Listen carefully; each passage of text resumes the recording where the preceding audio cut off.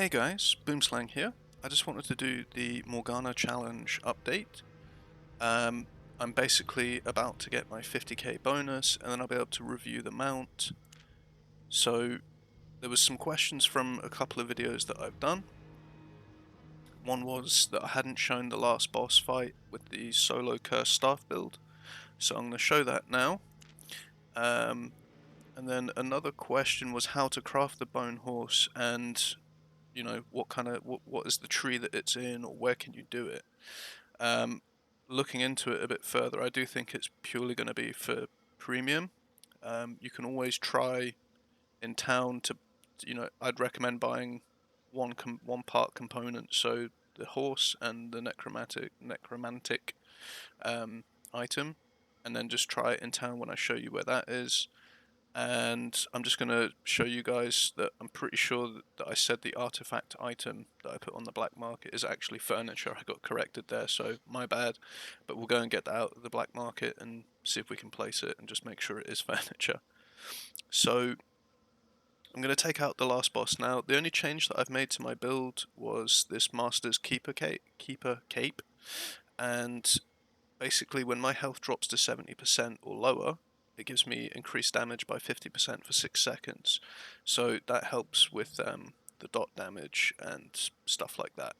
I also have started in random dungeons using this skill, which can be cast on ally. I normally cast it on somebody with a bow or somebody with dual swords, and it just adds extra dots to whatever they're attacking. So it's really good thing to look out for and use. And then when I do unlock this, I'm probably going to jump to this one, to be honest, because it's a AoE dot. So combining it with that, and if it stacks separately, which I believe it probably will, but I'll have to test it when I get to it, it just adds even more damage. So yeah, it's really cool. I'm still deciding on whether I change my boots or not. And then obviously I've still got the same stuff. Bag is whatever.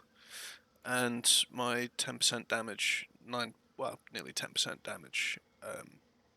Casting speed and cooldown reduction, sorry, not damage. So yeah, this is going to be the last boss. This one isn't going to be... Actually, I probably could change that out. If it was a melee type boss, then I would keep on the route, but I'm just going to be dodging this guy's abilities. So I'll put on the W, and I'll show you when we highlight over him, it will show you the stacks from this and the stacks from that, and I'll just cast it on myself. So here we go, this is the last boss of the dungeon. So we just have to dodge his abilities. He's going to be pretty much static. Easy boss, but yeah, if this was a melee, then obviously we could root him in place when he would eventually do the whirlwind attack, because that's generally what the bosses do. They normally do some sort of whirlwind type attack, or they just keep going after you. So if you I'm just going to let that hit, and there you go, there's my 50% damage increase. Wasn't quite as effective because obviously I wasn't getting attacked. Ah, damn, we're one short.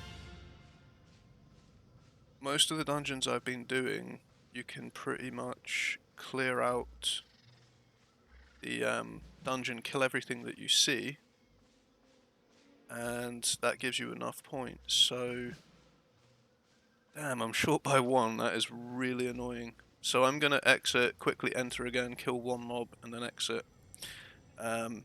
Yeah, I've done daily expeditions all the time just to get my 50k points out the way, save me having to wait in town, group up. So yeah, guys, tell me what you think of the build.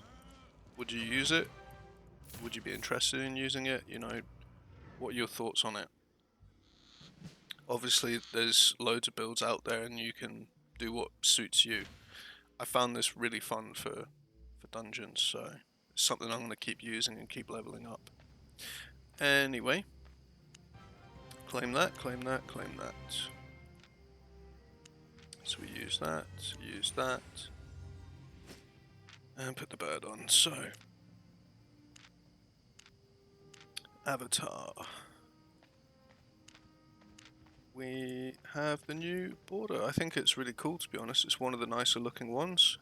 Obviously I don't have too many, I've only come back to the game recently, so it's a nice addition, cool border. A lot of people are going to be using it.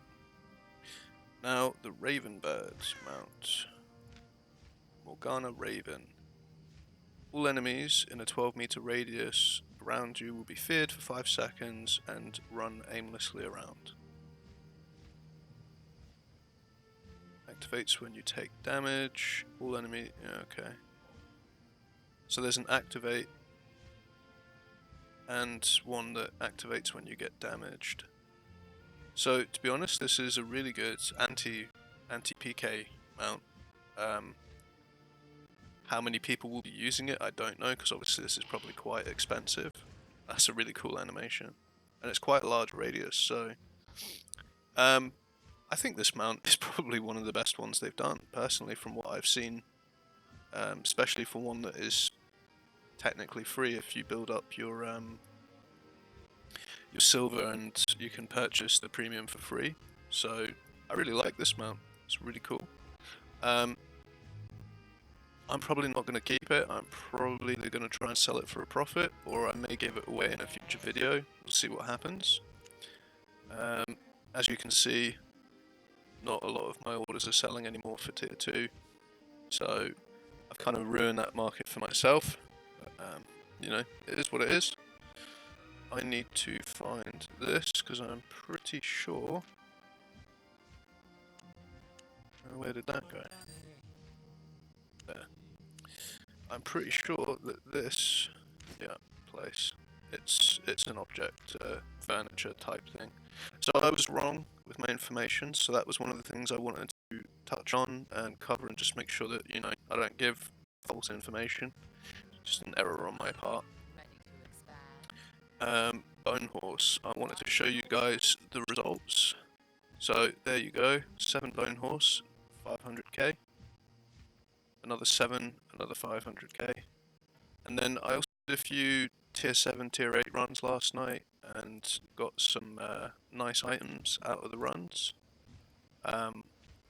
So if you guys are up at the kind of skill cap that I'm at, if you're able to go into tier 7, tier 8 dungeons, it's really worth it.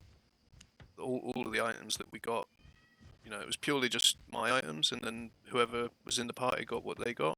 So it's a really nice way to make money. I mean, I think I was on like 3, 4, maybe 5 mil yesterday, and then with a combination of what I'm selling and also the random dungeons that I'm doing, I made a nice amount of profit there. Yeah, I mean, that's kind of it, guys. There's not much else that I wanted to say in today's video, so that was kind of it, really. Just to update you on the Morgana mount. I finally got it. Looks really cool. And yeah, I hope you guys are having a good day. I'm gonna be bringing out some videos over the weekend. And yeah, just let me know what you guys think about the build. Oh, one thing I nearly forgot. The Bone Horse, how do you build it? So, I have been using animal breeding, which then opens up access to be able to build the Bone Horse itself. So you need to be level 10 in animal breeding, so it's not too difficult to get to that cap. You do need the island though, or you need to visit the saddler in town. Now keep in mind it's a 46% usage fee. There's another one over here which is 50%, 50%, 43% is the cheapest so far. So yeah, if you're going to be making it in Caerleon, the cheapest usage fee would be 43%. My island, I've built up my saddler to level 5. It was an investment. It took me, some chunk of change to get it to where it's at. But obviously on my island, it's totally free for me. I just have to upkeep the food. And if I'm honest, that 7% doesn't go down very quickly. and there's the bone horse. So, you know, I can make all of these mounts on island. I don't really touch these ones because I don't farm these materials myself, and they are so expensive. So that's it, guys. I've tried to answer some questions from viewers. I wanted to give you an update on the Morgana challenge and the mount, and just go over the last boss kill on the build that I have, and just some updates on the changes that I've made to my build when I run RDs. So yeah, that was it, guys. I hope you're having a good one, and I will catch you on the next one. Boom Slang out. See you later, all.